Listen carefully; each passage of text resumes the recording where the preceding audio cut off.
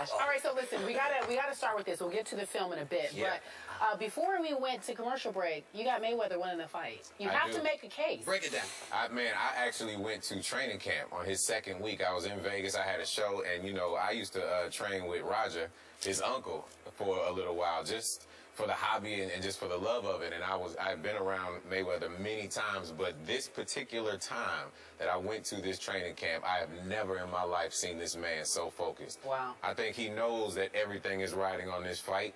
I do feel like he's going to take it, but everybody knows that the first 3 rounds, if you don't take Mayweather down, then you're going to have a hard time.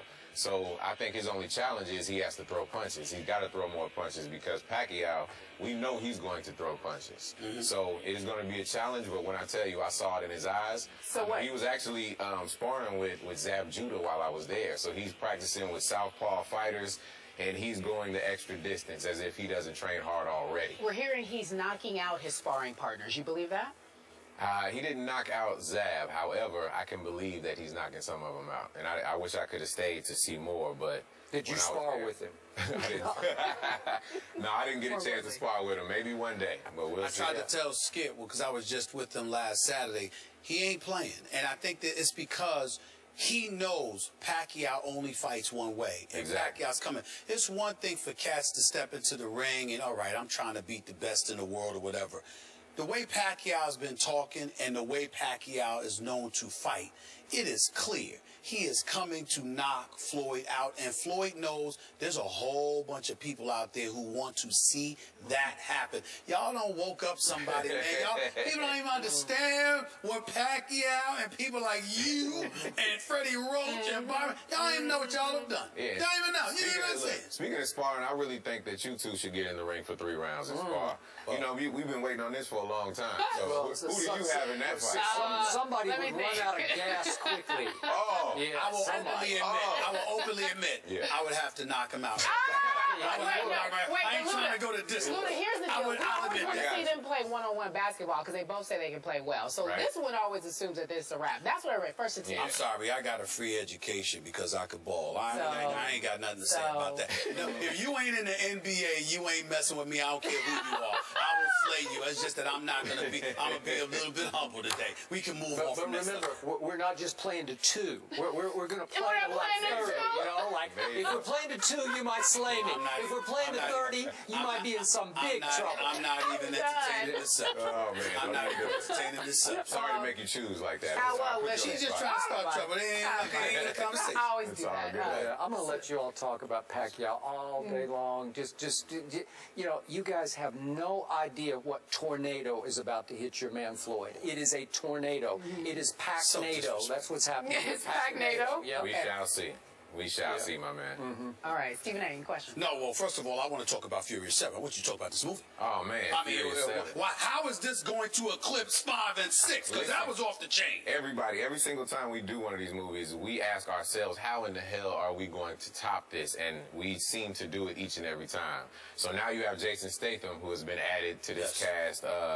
And I mean, the action, the cars, you know, you're seeing some of the stunts, skydiving in cars out of planes and, you know, cars jumping from skyscrapers. It's outrageous at this point.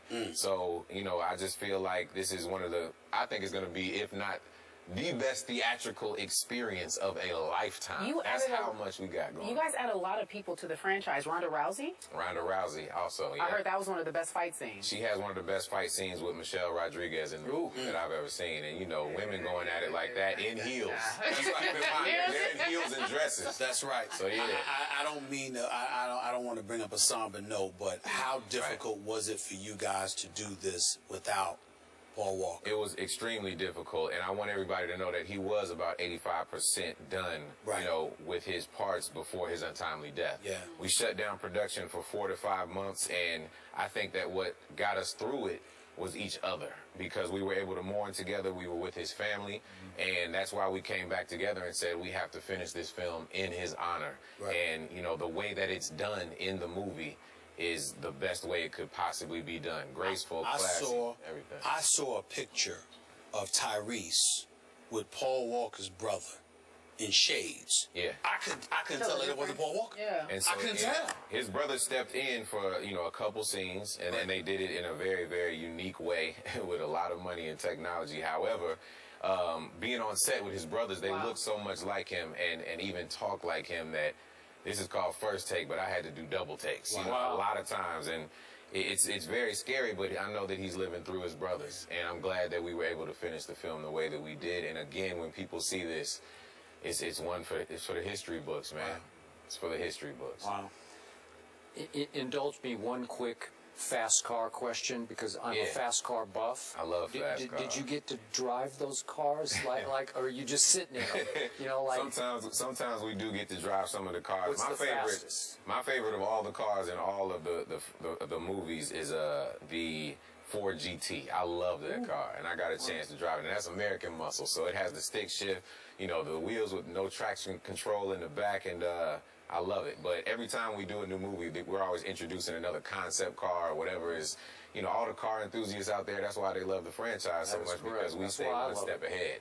But yeah, the fastest I've gone, I was on the Autobahn before, I want to say, and that's in kilometers, so something crazy like 280 kilometers. I don't even know what that translates to. Per hour, yeah. I didn't care. I didn't give it. In the GT, is that what you? No, I wasn't. I was actually in a Porsche when I was on the Autobahn. But yeah, man, testosterone, fast cars, and all that good stuff. So how far do your Atlanta Hawks go? Man, you know, of course, my heart, soul, spirit, I want them to go all the way. I do know in history that whenever we get to those Eastern Conference Finals, we always have some issues.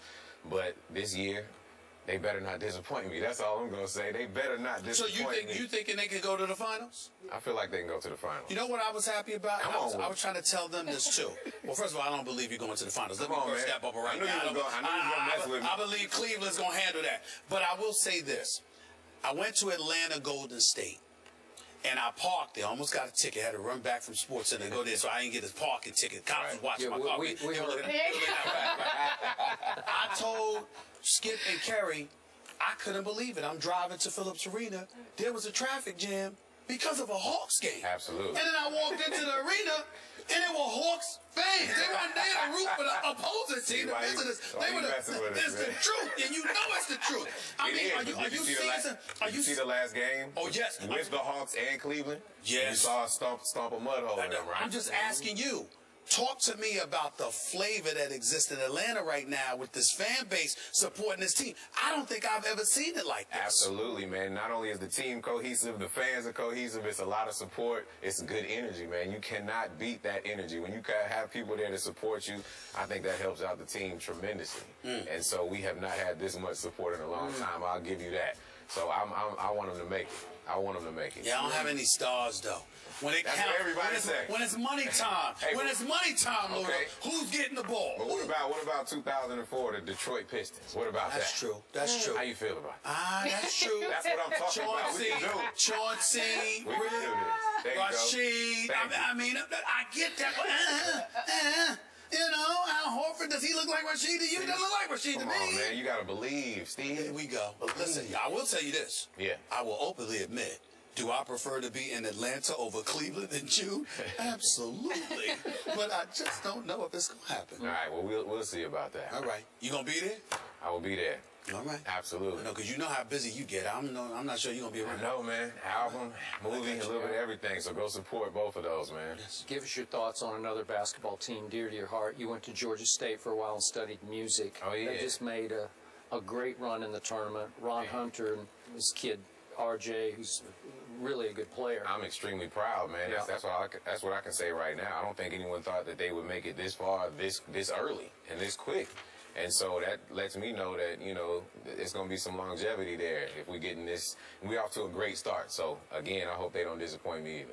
All right, before I let you go, let me make sure I get all this information correct. Yes. Universal, March 31st. Yep, that's on Tuesday. But they can pre-order the album right now and get 4 songs. All right, Call Your Bluff. It Call Your Bluff is one of the songs. The video premieres today. All right. Yep, and then the movie 3 days later. So you're busy. I mean, what more do y'all want from me? I'm giving you all the entertainment that you need. All right. You know what other entertainment we need? We need to know how good of an actor your girl Ronda Rousey was. She's at our pick-em board right now, and she's going to make a pick. I believe in Ronda Rousey. I know who she's going to pick. Ronda, who wins the big fight? right. May 2nd. Why are we doing this? Because it's a part of the show. Wanda, please make the pick. Oh, come on. Watch this. Watch this. Yeah, I'm not watching. Oh, my girl. I like it. She came with a surprise. I am shocked. Ronda Rousey says Manny's going to win. She just did that just to go against the grain. Is that what she... Yes. She joins the death when we return. Look, in just a few moments. We not have any problems with Ronda Rousey.